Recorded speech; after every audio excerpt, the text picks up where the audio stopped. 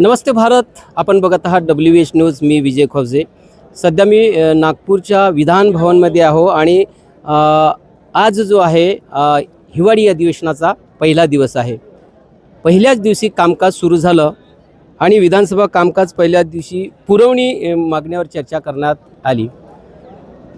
पुरवणी मागण्याची चर्चा संपल्याच्याच नंतर नाना पटोले यांनी एक मुद्दा मांडला की हे अधिवेशन जे आहे हे विदर्भाचं अधिवेशन आहे आणि नागपूर करारानुसार जे आहे हे 2 महिन्याला व्हायला पाहिजे, पण मात्र हे अधिवेशन कमी वेळातच गुंडाळण्याचा प्रयत्न करतात. महाराष्ट्र एकत्रीकरणाच्या नंतर आपण ठरलेलं होतं की कमीत कमी 2 महिने या अधिवेशन नागपूरमध्ये व्हावं. पण ठीक आहे, आमचे मित्र ज्यावेळेस विरोधी पक्ष नेते होते त्यावेळेस ते 2 महिन्याचे करायचे, 1 महिन्यात अधिवेशन व्हायचं. पण मला असं वाटतं अध्यक्ष महाराज की आपण आज पुरवणी मागण्या हे पण सादर करून म्हणजे आज मांडलेलं आहे अध्यक्ष महाराज, आणि सगळे बिलं पण आहे.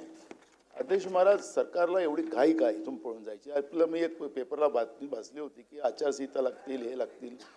अध्यक्ष महाराज, चाललेली प्रोसेस आहे ना, पण विधिमंडळाचं कामकाज सरकारला पुरवणी मागण्यास मंजूर करायची असतील तर मग काय करायचं अध्यक्ष महाराज? 1 दिवसाचं सेंट्रल हॉलला बोलवा. नाना भाऊ, आपण यापूर्वी पीठासीन अधिकारी म्हणून कार्य केलं असल्यामुळे माझा असं समज आहे की आपल्याला माहिती आहे सभागृहात होणाऱ्या कामकाजासंदर्भात आपण BSc मध्ये संपूर्ण चर्चा करतो आणि सहमताने आपण निर्णय घेतो. आपण या BSc ला उपस्थित नव्हतात, त्याची कारणं काही वेगळी असतील, परंतु BSc मध्ये या संदर्भात सर्वांच्या सहमतीने मी निर्णय घेतलेला आहे. त्यामुळे आता मी तुम्हाला या विषयावर अधिक बोलायला देणार नाही. शोक प्रस्ताव. ही गोष्ट खरी आहे की BSc मध्ये चर्चा होत असताना जे होणारे निर्णय आहेत ते सर्वसाधारणपणे युनॅनिमसली व्हावेत अशा प्रकारची अपेक्षा असते, हे मी मान्यच करतो. दुसरी गोष्ट, मला हाही नियम माहीत आहे की सर्वसाधारणपणे BSc मध्ये झालेली चर्चा येऊन बाहेर बोलायचं नसतं, हेही मला माहिती आहे, तरी मी बोललोय, हेही मी मान्य करतो. मी कधी आयुष्यात खोटं बोलत नाही.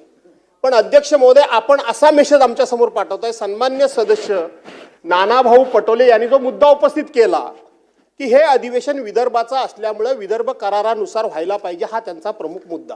ठीक आहे, त्याच्यावर आपण निर्णय देणार. पण आपण असा मेसेज पाठवला की आम्ही तिथं या सगळ्या गोष्टीला मान्यता दिलेली, आम्ही आमचं मत तिथं मांडलेलं आहे की 8 ते 19 पर्यंत व्हावं, हा आम्ही आग्रह केला. एखादा आठवडा अधिक वाढवा म्हणून आग्रह केला.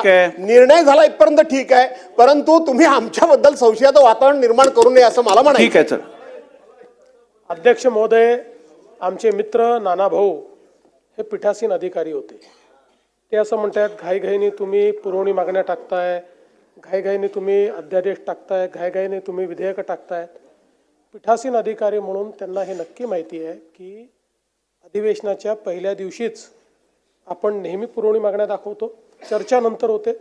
पहिल्या दिवशीच जे विधेयकं आपल्याला त्या ठिकाणी मान्य करायची आहेत त्याचं इंट्रोडक्शन पहिल्या दिवशीच होतं आणि अध्यादेश तर पहिल्या दिवशी दाखवले पाहिजेत, हा नियम आहे. त्यामुळे यात कुठेही आपण गेल्या 25-50 वर्षातलं कुठल्याही अधिवेशनाचा पहिला दिवस काढला यापेक्षा वेगळा अजेंडा आपल्याला कधीच दिसणार नाही. त्यामुळे मला असं वाटतं की ही भावना आमची पण आहे की अधिवेशन जास्तीत जास्त झालं पाहिजे. आणि तुम्हाला सांगतो की गेल्या 25 वर्षामध्ये सर्वात जास्त अधिवेशन मी मुख्यमंत्री असतानाच नागपुरात चाललं आहे आणि पुढेही चालेल. आता आपल्यालाच माहिती आहे आचारसंहिता आहे, पुढे कधी आचारसंहिता होऊ शकते हे आपल्याला माहीत नाही, पण ती जी काही इंडिकेशन परवाच्या प्रेस कॉन्फरन्समध्ये आपल्या इलेक्शन कमिशनने दिले म्हणून आपण त्या दिवशी विचार केला आणि 2 दिवस म्हणजे पहिला आठवडा आणि प्लस 2 दिवस 10च्या ऐवजी 7 दिवस होत आहे. हे पुढच्या वर्षी कॉम्पन्सेट करून टाकू, काळजी करू नका. त्यावर जे आहे भास्कर जाधव हे आक्रमक होत भास्कर जाधवांनी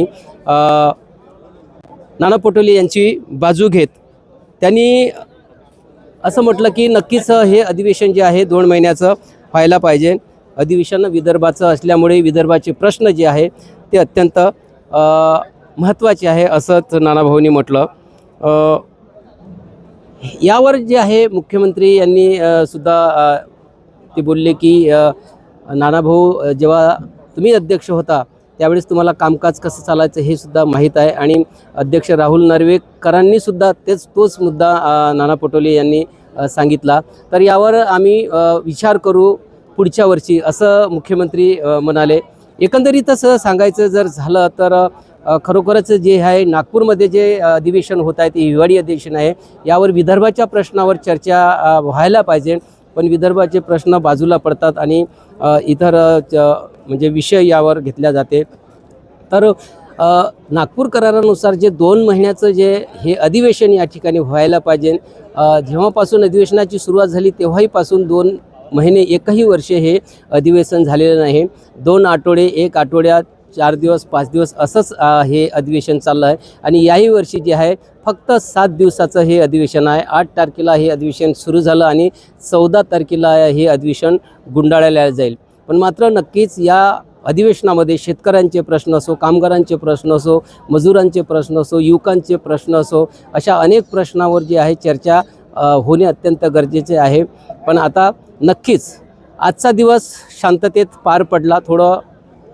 थोडीशी आक्रमकता अधिवेशनामध्ये आली होती, पण मात्र शोक प्रस्ताव असल्यामुळे जे आहे ते शांत झाले आणि उद्यापासून मात्र अधिवेशनाला चांगली सुरुवात होईल.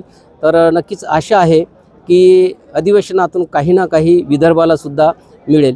तर नक्कीच विदर्भाचे मुख्यमंत्री आहे देवेंद्रजी फडणवीस, हे सुद्धा विदर्भाच्या बाजूने काही विकासाचे कामं मांडतीलच.